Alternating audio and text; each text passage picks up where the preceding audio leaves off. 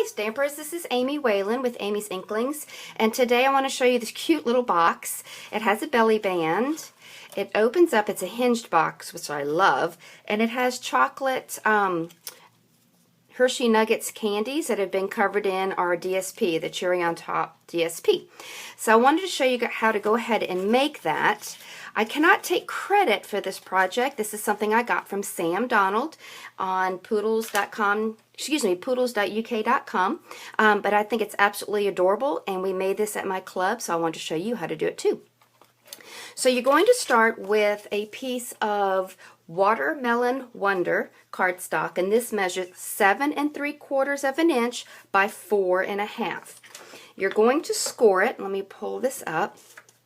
I'm doing something a little differently today. My camera that I usually shoot with is not working properly, so I'm using a different device, and this will be a test drive, but I hope it's not too zoomed in, but I couldn't zoom it up.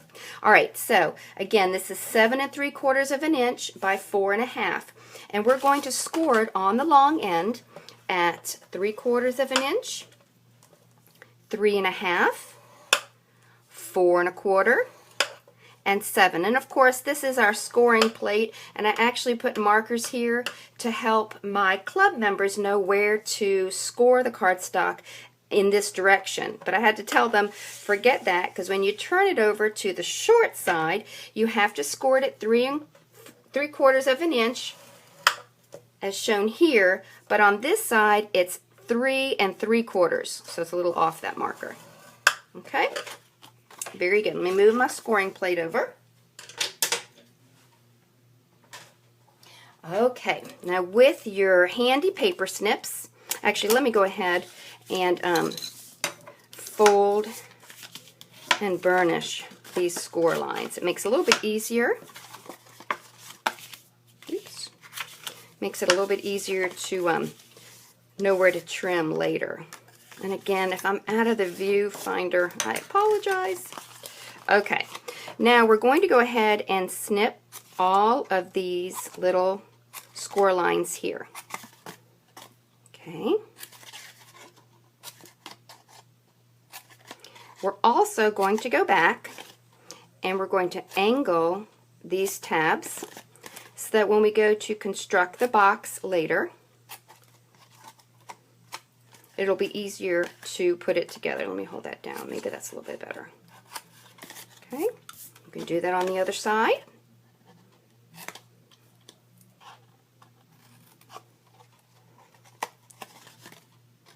Okay, alrighty, and one more here.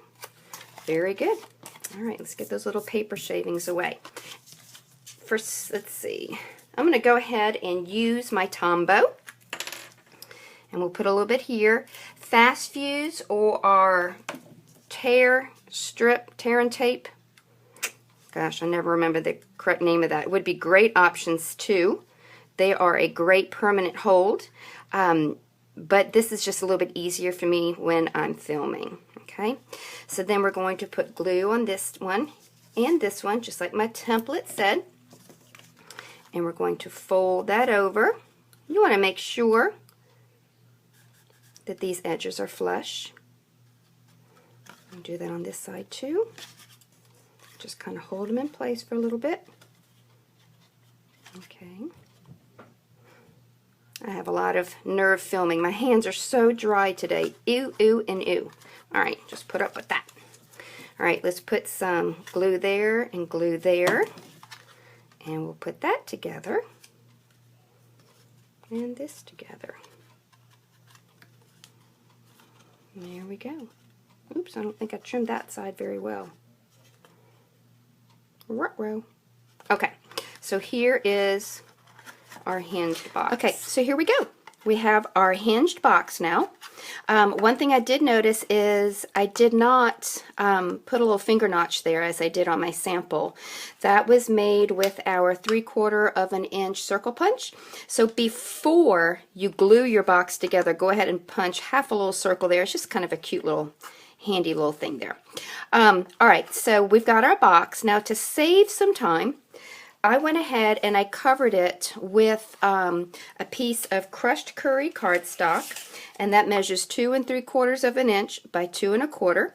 I also took another piece of DSP from that same pack, the Cherry on Top DSP stack, and this one measures 2 5/8 of an inch by 2 3/8 of an inch. Alright, so that is done. What we need to do next is to create the belly band. So I have a piece of crushed curry cardstock. It measures 7 1/2 by 3/4 of an inch. And what I have found with belly bands, you don't want them so tight that they don't slide off, but you also don't want them really loose. So I've taken some tips from some fabulous stampers out there, and one of them is when you're making a belly band, just go ahead and fold it over what you need it on. Then burnish the fold lines that you created. Sometimes when you pre-score, then it's not a great fit for your box. So I have been very happy with that technique of wrapping around the box first to create the lines and then going back and burnishing them. Alright, so here we go. So I'm going to wrap it back around the box. I'm going to use some Tombow glue. I'm going to put a little bit here. You want to make sure you don't put so much on that it bleeds over to the DSP. You only want that little dab of glue on your belly band. Oops, I did that wrong, didn't I? Well, that'll work because I got to put something there anyway. Alright, okay. Alright, the next thing I did to save a little bit of time was I created the greeting for our belly band.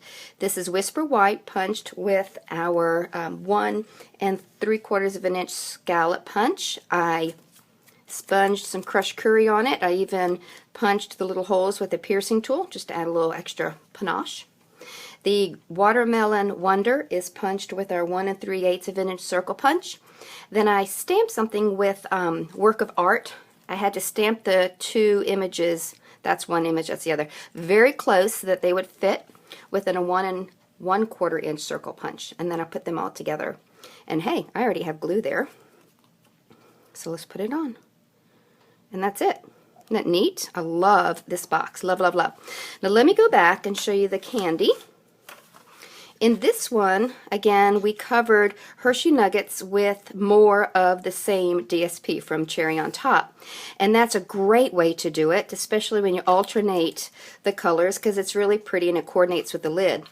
Another way that you can cover nugget candy, and it's a method that I typically use myself, is you can use regular labels. This is an Avery label packet, 181.60, and I've already gone ahead and pre-stamped it.